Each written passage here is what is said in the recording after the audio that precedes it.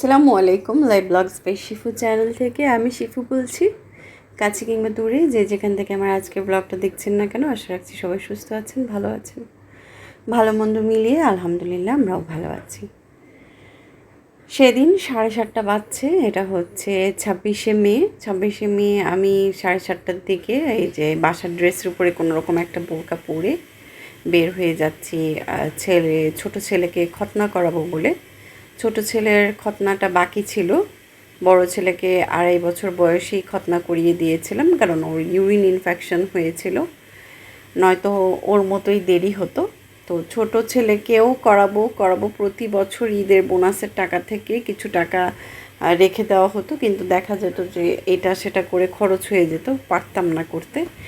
এবারও তো রোজার ঈদে ঢাকায় গেলাম, মোটামুটি ভালোই একটা খরচ গেল। আমরা যারা মধ্যবিত্ত পরিবারের মানুষ আছি তারা কিন্তু চাইলেই সব কিছু হুটহাট করে ফেলতে পারি না, কিনে ফেলতে পারি না। তো যাই হোক, আমি এই যে নিয়ে আসলাম ওকে খতনা সেন্টারে, আর এই যে জায়গায় নিয়ে আসছি এই জায়গাতেই বড় ছেলেকেই করিয়েছিলাম। যে ডাক্তারের আন্ডারে করিয়েছিলাম সেই ডাক্তারের আন্ডারেই করিয়েছি। আর খতনা উপলক্ষে আমার মামাই নিয়ে গিয়েছিলেন গাড়ি করে আমাদেরকে খতনা সেন্টারে, এবং আবার খতনা সেন্টার থেকে বাসায় এসে পৌঁছিয়েও দিয়েছিলেন। তো আমাদেরকে মিষ্টি কিনে দিয়েছিলেন। নানা বাড়ি থেকে নাকি চিটংয়ের নিয়ম কী কী দিতে হয় আমি ঠিক জানি না। বড় ছেলের বেলায় দিয়েছিল জামা কাপড়ও দিতে হয়, তো এরকম আর কি জামা কাপড় দিতে হয় চাচা চাচি মানে দাদার গোষ্ঠী থেকে। তো যাই হোক, এগুলো তো গেল। আর এই যে খতনা যেদিন করিয়ে এনেছি সেই দিনই এই যে বসে বসে কেক মিষ্টি লাড্ডু যা কিছু আছে খাওয়া শুরু করছে। আর 2 দিন পরে কোরবানি, বাসায় হিউজ কাজ ছিল, কাজগুলো সারবো বলে মাথা হ্যাং ছিল। আবার এদিকে ওরও কেয়ার করতে হবে, এক্সট্রা কেয়ার। বাসায় একটু সোনার উপর পানি দিয়ে ধুইতেও হবে সকাল সন্ধ্যা। তারপরে হচ্ছে যেহেতু এটা সেন্সিটিভ ইস্যু, ওটাও খেয়াল রাখতে হবে। তো ওকে একটা কাপড় বিছিয়ে দেন খাওয়া দাওয়া করতে দিয়েছিলাম, কারণ ওই ডিভাইসের উপরে যদি খানাটা পড়ে তাহলে তো আবার কি না কি হয়ে যায়। এদিকে আমার হাজব্যান্ড বসে পড়েছে রসুন পেঁয়াজটা ছুলার জন্য, আর আমি এদিকে আদা ছুলে ফেলেছি, জিরা কি বলে ওটাকে, শুকনা জিরা যেটা আর কি, গোটা জিরা, ওটাকে বাসায় তেলে ব্লেন্ড করেছি। তারপরে এই যে আমি আদা ব্লেন্ড করে ফেলেছি। তো এভাবে করে জামাই বউ মিলে কাজ করছিলাম। আর ওর তো বন্ধ দিয়ে দিয়েছিল 25 তারিখ থেকে। 25 তারিখে অফিস করেই বন্ধ ছিল, তো 26 তারিখে আমরা এই যে খতনা করালাম। তো অনেক দিনের কাপড় জমেছিল, এরপরে আমি এই যে ওয়াশিং মেশিনে কাপড়গুলো ধোয়ার জন্য দিয়ে দিয়েছিলাম। আর স্কুলও যেহেতু বন্ধ দিয়ে দিয়েছে, তো কাজগুলোকে এগিয়ে রাখছিলাম, কারণ স্কুল খুলে গেলে আমি আর এনার্জি পাই না কাজ করার। তো এই তো, আর ওয়াশিং মেশিনটা আমি চেঞ্জ করেছি। আমার আগের ওয়াশিং মেশিনটা সেল করে দিয়েছি, ওটা সিঙ্গারের ছিল, তো ওটা ছিল ছোট। আর এবার আমি একটু বড় সাইজের 12 কেজি ওয়াশিং মেশিন নিয়েছি, যেহেতু আমি পুরো সপ্তাহের কাপড় একদিনে ওয়াশ করি। আর এই যে এই আমার ডিপ ফ্রিজটা কিন্তু অনেক ছোট। আচ্ছা, যেটা বলছিলাম, পুরো সপ্তাহের কাপড় একসাথে ধোয়ার কারণে আমার একটু বড় সড়ো ওয়াশিং মেশিন প্রয়োজন ছিল, সেই জন্য আমি ভীষণের 12 কেজিটা নিয়েছিলাম। আমার প্রাইসটা পড়েছে 25,000, আপনাদের জানিয়ে দিলাম, যদি আমার ব্লগ দেখে থাকেন উপকারে আসবে। আর এই যে দেখেন, আমার ডিপ ফ্রিজে আমি কোনো বরফ টরফ কিচ্ছু পরিষ্কার করিনি। এখানে বরফ যতটুকু জমেছিল এটা এতদিন খালি ছিল, খালি বলতে মোটামুটি জিনিস ছিল, এখন যা দেখছেন তার থেকেও কম ছিল। তো আমি এটাকে ফ্রিজ হিসেবে চালু করেছিলাম, মানে চালাচ্ছিলাম। পরে এটাকে ফ্রিজার করে দেই, মানে পয়েন্ট বাড়িয়ে দিই। তো বরফ এতটুকুই জমেছে। এরপর আমি ওটাতে মশলা আরও যাবতীয় যা কিছু বেটেছিলাম, তারপর ছোলা, ফ্রোজেন ফুড এগুলো রেখেছি, আর পরবর্তীতে মাংস ফ্রিজ করে রাখলাম। এই ভিডিওটা হচ্ছে ঈদের দিন আমার ছেলে বড়টা এবং ওর ফ্রেন্ড যে আমাদের উপরে থাকে, ওকে নিয়ে নামাজে যাচ্ছিল ঈদের দিন নামাজে। এটা সকাল 7টার ভিডিও, 7টার দিকের ভিডিও। তো এই সকালবেলায় উঠে গোসল টোসল করে ওরা রেডি হয়ে নামাজে যাচ্ছিল। আর আমার ছোট ছেলে বেহোশ ঘুম, কারণ আমার ছোট ছেলে ওই যে খতনা করিয়েছে 2 দিন হলো, তো ও যেহেতু যেতে পারবে না সেই জন্য ওকে আমরা তুলিও নাই। ও ঘুম ছিল। আর এই খতনা করাকালীন প্রায় 5 দিন আমরা ওকে একেবারেই লেংটুস পুট্টুস রেখেছি, মানে কোনো রকম প্যান্ট পরাই নেই, যাতে ও বাতাসে যেন ওর ইয়েটা শুকিয়ে যায়, ঘাটা তাড়াতাড়ি যেন অসুস্থ হয়ে যায়। বাট আমি একটু টেনশনে ছিলাম, ওর খতনাটা করার পরে দেখতেছি ওর ইয়েটা মানে খুব লাল হয়েছিল এবং ফুলেছিল, মানে এটা নিয়ে আমি খুব ওয়ারিড ছিলাম। তো এই যে ঈদের দিন দেখেন আমি খেতে বসেছি, খেতে বসে ওদের ভিডিও করতেছি। আমার বড় ছেলে নামাজ পড়ে এসে ছোট ভাইয়ের কাছে গেছে, মানে ঘুম থেকে উঠে গেছে, ও এসে আবার ঘুমিয়েছিল, ঘুমের থেকে উঠে তারপরে ও ছোট ভাইয়ের কাছে গেছে, গিয়ে বলতেছে আমি তো একা একা নামাজ পড়ে আসছি, তুমি তো ঘুমিয়েছিলা এই সেই। তা আমার ছোট ছেলে বিশ্বাস করতেছে না, বলতেছে না তুমি তো আমাকে ছাড়া কখনো যাওয়ার কথা না, তুমি আমাকে ছাড়া কেন গেলা। তো ওই উঠে পড়লো আর কি। তো ও লেংটু ছিল দেখে আমি আর ওর রুমে ভিডিও করি নেই। আর এই হচ্ছে ঈদের দিন আমি আমার ঘরের চাদর চেঞ্জ করলাম, ঘর বাড়ি গুছকাজ করেছিলাম সকাল সকাল। আর আমার ঘরে আমার বেডরুমে পুরোপুরি রোদ ঢুকে যায়, যার কারণে রুমটা বেশ ভালোই গরম। আমি এখনও এসি কেনার মতন সামর্থ্য করতে পারিনি, তো কবে কিনতে পারবো জানি না। কারণ ওই যে বলেছি প্রথম দিকে মধ্যবিত্ত পরিবারে কিছু হুট করেই চাইলে কেনা যায় না, কেনাকাটা করা যায় না।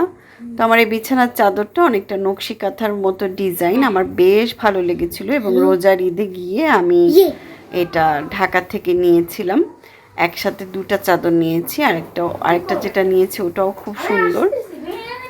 তো ঈদের দিন আমি একদম সাদা পোলাও আর মুরগির রোস্ট আর গরুর মাংসর যে মেজবানি রান্নাটা সেটা করেছিলাম। প্লাস আমার খালা, মামা, আমার ননাস, 2 ননাস, আমার ভাসুর সবার বাসার থেকেই রান্না এসেছিল। যার কারণে মানে আজকে যে ভয়েস দিচ্ছি, আজকে 4 তারিখ জুনের, আমার কিছুই রান্না করতে হয় নাই। আমি এই রান্নাগুলোই খাচ্ছি। অলরেডি আরও 1 বক্স রান্না তরকারি রয়ে গেছে আলহামদুলিল্লাহ। তো এটা আল্লাহর রহমত। আমার আসলে রান্না করতে খুব একটা ভালো লাগে না, রান্নাটা আমি এনজয় করি না। তার চেয়ে তো আমি বেশি এনজয় করি নিজেকে পরিপাটি করে রাখতে, বাচ্চাদেরকে পরিপাটি করে রাখতে, ঘর পরিপাটি করে রাখতে।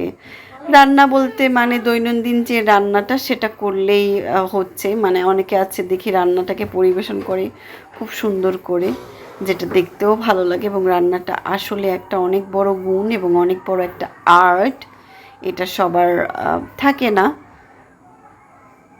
তো এরপর তো এই যে এটা আমি রান্না করেছিলাম মেজবানি গরুর মাংস, আর এটাও খাওয়া হয়েছিল 2 দিন 3 দিন। তারপর আবার আমাদের দাওয়াত ছিল ঈদের পরের দিন আমার ছেলেদের বন্ধুর বাসায়, অর্থাৎ আমার স্টুডেন্টের বাসায়। তো আমার হাজব্যান্ড সহই দাওয়াত ছিল, ও সহই গিয়েছিলাম, তবে ও পরে গিয়েছিল, আমি আগে গিয়েছিলাম, আড্ডা দিয়েছি, গপ্প মেরেছি। এখানে একজন মুরব্বী আছেন যে হচ্ছে আমার স্টুডেন্টের দাদি হয়, তো আমি আন্টি ডাকি ওনাকে। ওনারা মানে এত বেশি আন্তরিক, মাশাল্লাহ। আমি মানে কি বলবো, ওনাকে আল্লাহ অনেক হায়াত দেখ, সুস্থ রাখুক, ভালো রাখুক। এবং উনি যতবারই আমি যাই খুব মজার মজার রান্না করে খাওয়ান। আমি রান্নার ভিডিও করেছি, আপনাদের সাথে সেটা শেয়ার করব। তার আগে দেখেন আমার বাচ্চারা ক্রামবোর্ড খেলছিল এবং এত বেশি খুশি ছিল ক্রামবোর্ড পেয়ে। ওরা এর আগে কখনও ক্রামবোর্ড খেলেনি বা ক্রামবোর্ড খেলাটা কি জিনিস পরিচিত হয়নি। তো এই ফার্স্ট টাইম ওরা আজকে পরিচিত হলো ক্রামবোর্ডের সাথে, আর অনেক এনজয় করছিল। তা আমিও ওদের সাথে একটু মজা করছিলাম আর ভিডিও করছিলাম। এই তো আমাদের ঈদ মোটামুটি ভালোই গিয়েছে। ঈদের 3-4 দিন পর আবার আমার হাজব্যান্ডের সাথে আমার একটু মনোমালিন্য হয়, কারণ হচ্ছে আমি ঘুরতে চেয়েছিলাম। আমার হাজব্যান্ড বলছিল যেহেতু এবার খতনা করালাম, আরও কিছু আমাদের লোন ছিল, কিছু ছিল, সেগুলো দিলাম, সো কিভাবে কি করব, তুমি একটু ওয়েট করো, পরে যাব। তা আমার আসলে ভালো লাগছিল না, আমি বারবার বলছিলাম না আমি বাসায় থাকতে চাই না, আমি বেড়াতে যেতে চাই। তো ওর সাথে এটা নিয়ে আমার একটু কথা কাটাকাটি হয়েছিল। তো যাই হোক, ওটা তো হলোই, আবার সমাধানও হয়ে গেল, আর কোথাও যেতে পারিনি, ধৈর্য ধরে ওই সব লক্ষ্মী বউদের মতো বাসায়ই ছিলাম। যাই হোক, এই যে ওদের বাসায়, আমার স্টুডেন্টদের বাসায় যে দাওয়াত ছিল, সেদিন অনেক আইটেম করেছিল খালাম্মা। উনি আমাদেরকে এই যে লেমন মিন্ট দিয়েছিলেন এবং লেমন মিন্টে বরফ দিয়েছিলেন, ড্রাগন ফলের জুস মানে ড্রাগন ফলের রস দিয়ে উনি আমাদেরকে বরফ দিয়েছিলেন। আর এই যে ক্যাশোনাট সালাদ, মরিচ খোলা, শুটকির তরকারি, কাবাব, বিরিয়ানি, গরুর মাংস, ভাত, চালের রুটি, এত আইটেম করেছে। আবার সেমাই করেছে, ডেজার্ট করেছে। মাশাল্লাহ সব কিছু খালাম্মা একা করেছে এবং এত মজা ছিল ওনার হাতের রান্না। আমার তো বেশ ভালো লেগেছিলো, আমার হাজব্যান্ডও এনজয় করে খেয়েছে। ভিডিওর এই পর্যায়ে বলতে চাচ্ছি, যারা এই ধরনের ডেইলি ব্লগ, লাইফস্টাইল ব্লগ দেখতে পছন্দ করেন তারা চাইলে আমার চ্যানেলটিকে সাবস্ক্রাইব করে রাখতে পারেন। আমাকে ভালোবাসা দিয়ে এগিয়ে যাওয়ার অনুপ্রেরণা যোগাতে পারেন। একটা সাবস্ক্রাইব আমাকে অনেক দূর এগিয়ে নেওয়ার জন্য অনুপ্রাণিত করে। আর অবশ্যই একটা লাইক দেবেন, একটা কমেন্ট করবেন। ঈদের 3-4 দিন পর অনেক সুন্দর একটা বৃষ্টি পড়েছিল, সেদিন খুব ভালো লাগছিল। কারণ আমি গরম আগে সহ্য করতে পারলেও এখন পারি না, যেহেতু আমার কোভিড ভ্যাকসিন দেওয়ার পর থেকে অ্যালার্জি প্রবলেম হচ্ছে। তো এখন দেখা যায় আমাকে এভরিডে অ্যালার্জির ওষুধ খেতে হয়। তো আমার অনেক কষ্ট হচ্ছিল গরমে। তো আমি আমার হাজব্যান্ডকে বারবার বলছিলাম তুমি আমাকে একটা এসি কিনে দাও। যেহেতু আমাদের ওয়াশিং মেশিনের কিস্তি আছে, এটা শেষ হলে ইনশাল্লাহ যদি আল্লাহ হুকুম করে নেওয়ার চেষ্টা করবো। জানি না আসলে কী হয় কপালে। তো আমি কিন্তু আপনাদের সাথে একেবারে অ্যাজ ইউজুয়াল আমি যা সেভাবেই কথা বলি। আশা রাখি আমার এই মধ্যবিত্ত পরিবারের ডেইলি লাইফস্টাইল ব্লগ আপনাদের ভালো লাগবে প্লিজ আমার পরিবারের জন্য দোয়া করবেন, আমাদের জন্য দোয়া করবেন। আপনাদের জন্য অনেক অনেক শুভকামনা রইল। আমি দোয়া করি মন থেকে আপনারাও যেন আপনাদের নেক নিয়তে বরকত দান করেন আল্লাহ। আমাদের জন্য দোয়া করবেন। আগামী ব্লগ দেখার আমন্ত্রণ জানিয়ে বিদায় নিচ্ছি। আল্লাহ হাফিজ।